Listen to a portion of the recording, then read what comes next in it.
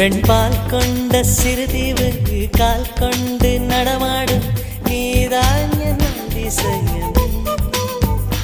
உலகில் ஏழல்ல அதிசயங்கள் வாய் பேசும் பூவே நீ எட்டாவது அதிசயமே.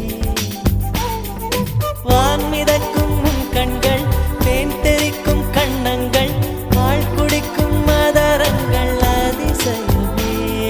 நங்கை கொண்ட விரல்கள் அதிசயமே.